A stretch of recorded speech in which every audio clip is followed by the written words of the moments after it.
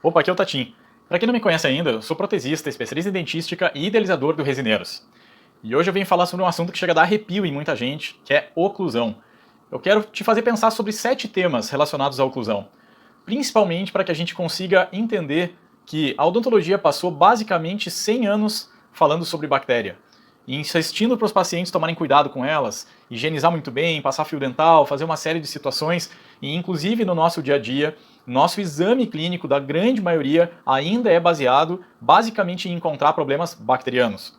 Mas eu posso dizer para vocês que eu tive uma grande mudança na minha maneira de enxergar cada caso quando eu passei a estudar mais sobre oclusão. Eu acredito que a oclusão seja um problema principalmente porque nós temos uma maneira de ser ensinada lá na faculdade.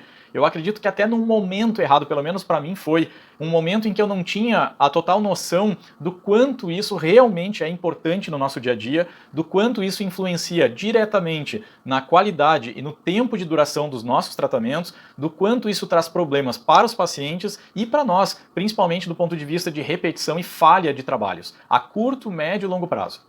Então, gente, eu acho que a parte quando a gente fala sobre oclusão, a melhor maneira, tudo que a gente tem medo, a gente passa a não ter medo quando a gente encara de frente aquilo e vai lá e experiencia, né? A gente só tem medo daquilo que basicamente a gente não faz ou nunca fez, né? A gente tem medo daquilo que a gente não fez. Então, sobre oclusão, eu quero hoje estar trazendo então esses 7 temas como uma forma de a gente perceber que no dia a dia, muitos dos nossos pacientes sentam na nossa cadeira com problemas relacionados a problemas biomecânicos e nós ainda estamos tentando encontrar soluções bacterianas, né? Ou soluções ou explicações bacterianas para os problemas dos pacientes.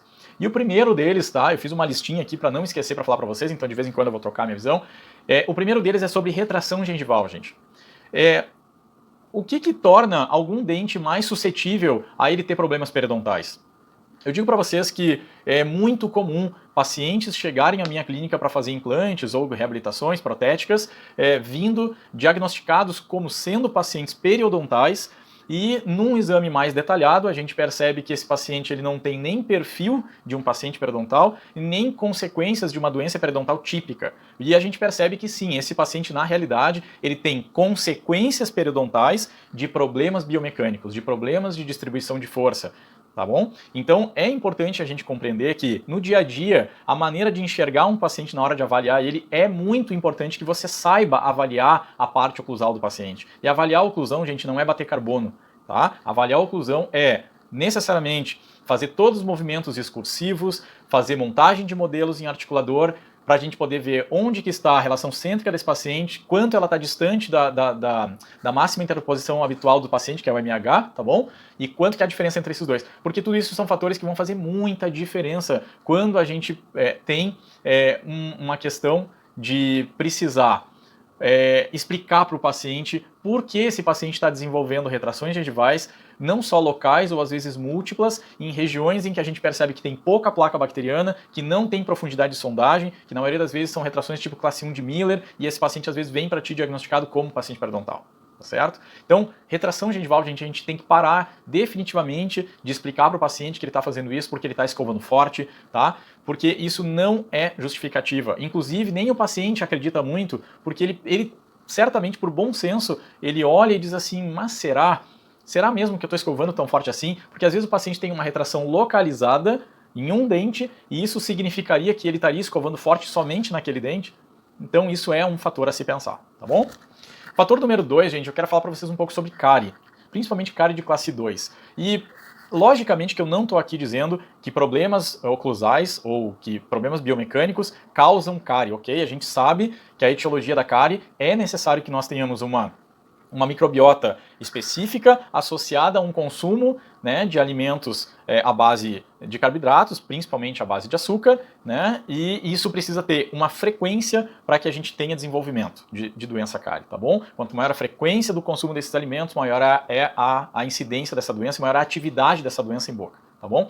Agora, como explicar, às vezes, situações em que o paciente chega para ti com uma panorâmica, às vezes um paciente jovem, extremamente sadio em várias regiões e ele tem uma única cárie classe 2, às vezes num pré-molar superior, num molar. Como explicar isso? Será que ele deixou de higienizar especificamente só naquela região para ter cárie ali?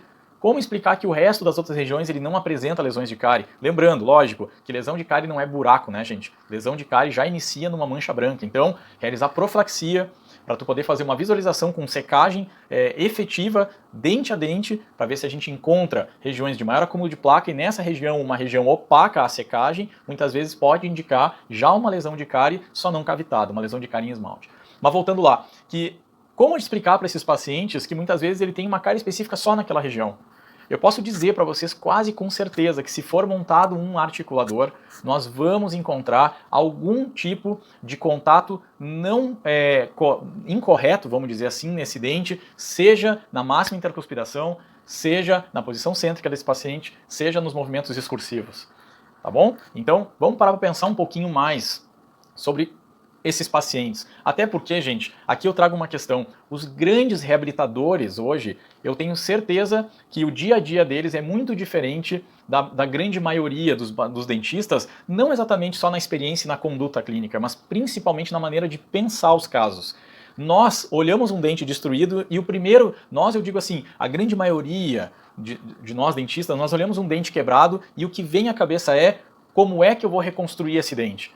Um grande reabilitador, quando ele olha um dente quebrado, ele se pergunta o que é que levou esse dente a fraturar?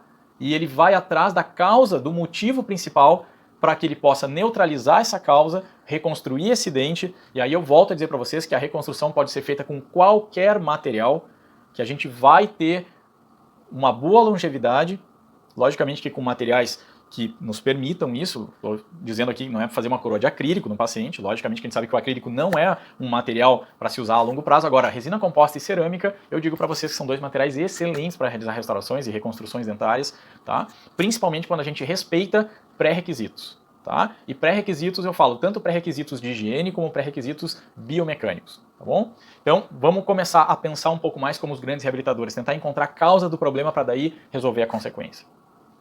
Mais um problema que eu quero te deixar aqui com uma pulguinha atrás da orelha. Chega o paciente com aquele pivô fraturado, com aquele dente fraturado, com aquele provisório que tu colocou e ele fraturou, e aí ele diz assim, doutor, eu estava comendo um pão, doutor, eu estava comendo uma banana. E como é comum a gente pensar assim, pô, esse cara tá mentindo pra mim, né? Comeu um amendoim lá, comeu uma castanha e fraturou esse dente, tá me dizendo que comeu com pão e quebrou um pão com um pão, né?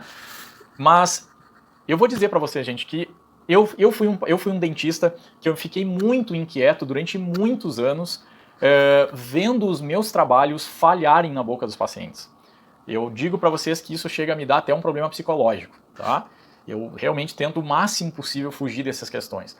E a minha trajetória como dentista, em que eu me apaixono por prótese muito cedo, faço um curso de reabilitação de atualização, começo a trabalhar com os pacientes, não tenho bons resultados. Eu tenho bons resultados, me amplia a cabeça, eu começo a ter bons resultados do ponto de vista de visualização de possibilidades, me amplia muito, mas ainda a minha parte clínica não é boa. E eu busco um curso de prótese para aperfeiçoar a técnica, aumentar a visão dos casos, né? E legal, começo a ter uma visão já mais interessante porque já começo a ter uma visão mais embasada em oclusão. Inclusive busco outros cursos depois da pós-graduação, vou estudar um pouco mais sobre oclusão e aí trago esse conceito para o meu dia a dia. E eu posso dizer que hoje eu ando com um articulador debaixo do braço o dia inteiro, minha esposa sabe disso. Dentro do meu carro tem um articulador, dentro dos meus 2 consultórios tem articuladores. Tá? Por quê? Porque eu acho esse instrumento hoje imprescindível de se trabalhar. E essa minha trajetória, ela me faz eu ver que grande parte das minhas falhas que eu tive no passado, com certeza foram por desconhecimento da parte de oclusão, de biomecânica. E eu vejo que hoje em dia eu ainda estou resolvendo problemas ainda dessa fase que eu reabilitei pacientes, sem eu respeitar os princípios biomecânicos, sem eu proteger esse sistema todo, de prótese, de restaurações, seja o que for, tá? Por simples desconhecimento. Então trago aqui para vocês mais uma vez a importância de dominar esse assunto de uma maneira definitiva, de uma maneira que a confusão se desfaça e no dia a dia chega um paciente então com um pivô quebrado e a gente consegue encontrar uma explicação lógica para dar para esse paciente, tá bom? Vamos tentar pegar mais um assunto aqui, gente. Problema com implante. Problema com implante é muito legal, porque a gente pega panorâmicas hoje, né? Hoje a grande maioria dos pacientes já tem implantes em boca, principalmente pacientes acima de 40 anos. A gente pega radiografias, né, desses pacientes e a gente começa a perceber que, assim, às vezes o paciente tem 2, 3, 4 implantes e ele tem, às vezes, 2 implantes muito bons, muito bem, nível ósseo perfeito, prótese super bacana, e às vezes ele vai ter um ou outro implante com perda óssea, com defeito vertical, e às vezes a gente vai olhar o histórico das próteses sobre esses implantes, são próteses que soltam parafuso, com muita frequência. São trabalhos que muitas vezes o paciente não utiliza um sistema de proteção noturna, né, que eu não gosto de chamar de placa de bruxismo, porque nem toda placa é para bruxismo, tá bom? Então a gente começa a perceber que fica difícil, se tu não tem artifício, se tu não tem metodologia para descobrir causas dos problemas, muitas vezes a gente cai no risco de dar explicações para os pacientes que não convencem eles nem um pouco. E aí, gente, a gente perde venda simplesmente porque a gente não quebra a objeção de dúvida do paciente. E então, gente, a oclusão é um instrumento de venda. Eu vou dizer para vocês que ele é um excelente instrumento de venda. Por quê? Porque ele te permite explicar para o paciente por que um implante está bem e o outro não, por que a gente tem soltura de parafuso em um implante, por exemplo, por que houve fratura de componente. E eu acho que isso é importante entender para a gente poder explicar por que alguns implantes são mais suscetíveis a problemas e outros não. Tá certo? Quinto assunto, recidiva de ortodontia. Eu acho que eu vou arrumar briga agora com alguns dentistas, mas tudo bem. Não é briga, gente. Eu posso com certeza abrir aqui um canal de discussão sadia sobre o assunto. Porque quando a gente fala sobre recidiva ortodôntica, a gente está falando de muitos dentistas ainda explicarem para o paciente que os dentes entortaram por causa do siso. Né? Ou que os dentes saíram da posição porque ele não utilizou a contenção ortodôntica. E lembro aqui a vocês algumas questões importantes que, por exemplo, a contenção 3x3, que é a contenção fixa inferior, muito comum pós-ortodontia, ela é sim necessária pós-ortodontia, porque a gente precisa compreender que o processo de apinhamento dos dentes anteriores e inferiores, ele é um processo natural com o passar da idade. Eu diria para vocês que ele é quase como uma ruga, tá bom? Então a gente não está tendo os dentes de baixo entortando porque simplesmente o paciente ainda tem sisos. Quantos pacientes que não têm sisos e os dentes anteriores apinham de qualquer jeito, tá bom? Então o uso de contenção inferior, né, nos dentes pós-ortodontia tem muito mais a ver com a gente impedir um processo natural.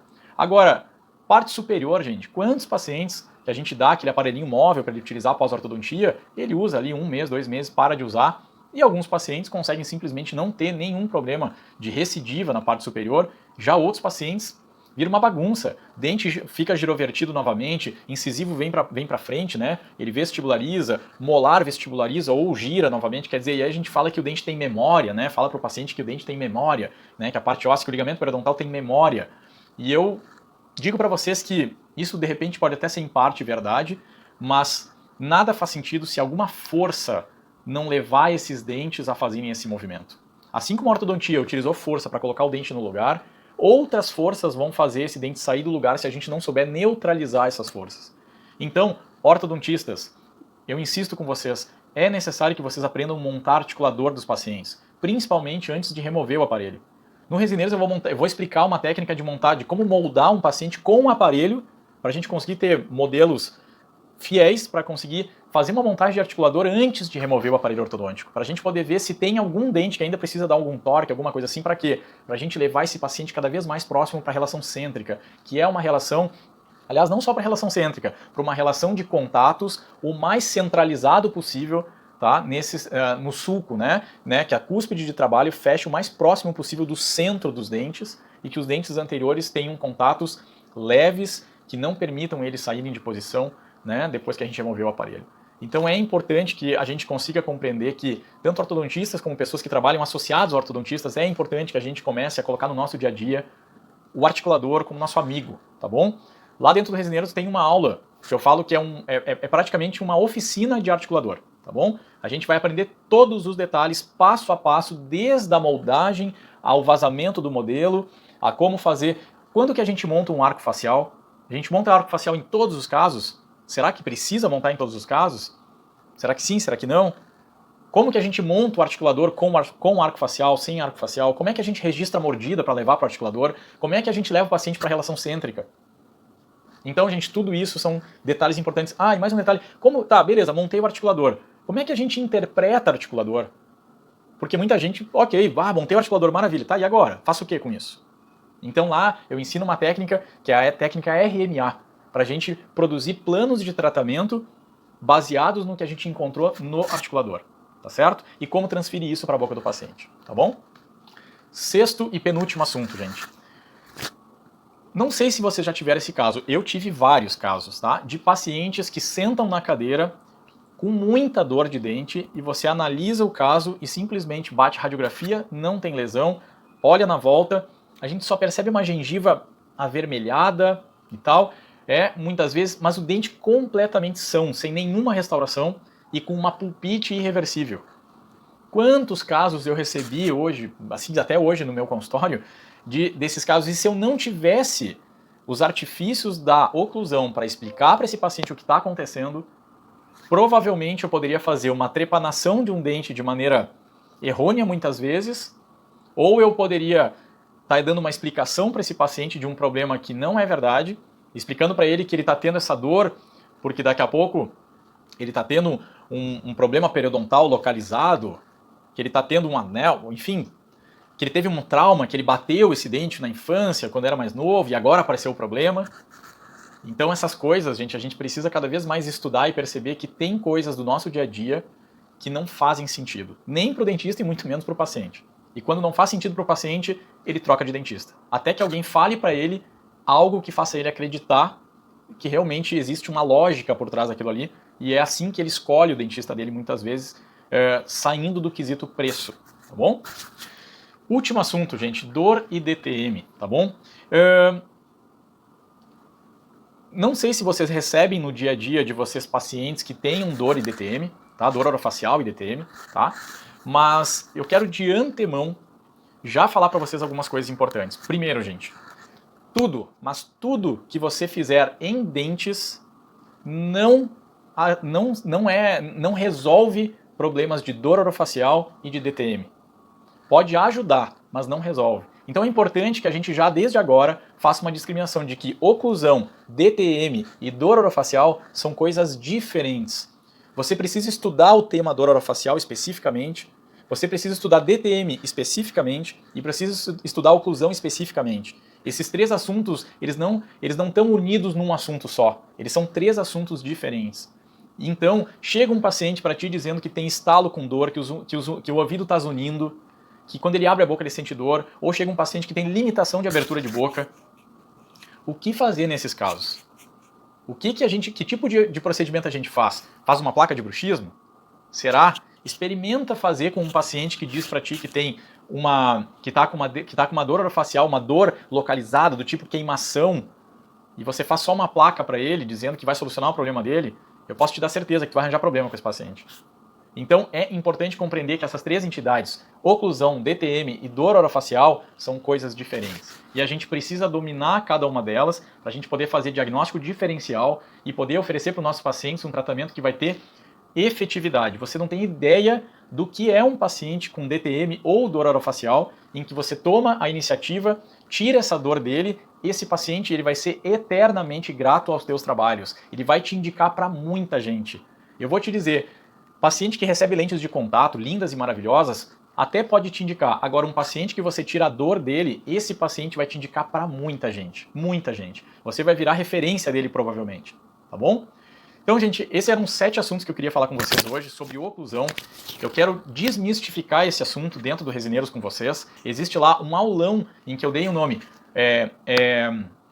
Oclusão, a era dos problemas biomecânicos. Tá? Por que a era? Porque nós passamos 100 anos falando de bactérias e eu acho que finalmente chegou o momento da oclusão ganhar o grau de importância que ela merece, tá? Para se unir aos problemas biológicos, aos problemas bacterianos, e a gente conseguir cada vez mais ser assertivo no diagnóstico e pensar como os grandes reabilitadores que estão preocupados em encontrar a causa para neutralizar essa causa e conseguir trazer a solução para os pacientes no dia a dia. Tá bom, gente? Então é isso aí que eu tinha para falar hoje com vocês. Muito obrigado. Qualquer dúvida que tu tenha, por favor, escreve aqui embaixo, dá um like. Se for no YouTube, dá um like, segue o nosso canal. Eu acho que é importante cada vez mais que vocês consigam interagir com os meus conteúdos, porque isso vai me possibilitar trazer para vocês o que vocês precisam realmente. Tá certo? Então, gente, um forte abraço, até mais. Tchau, tchau.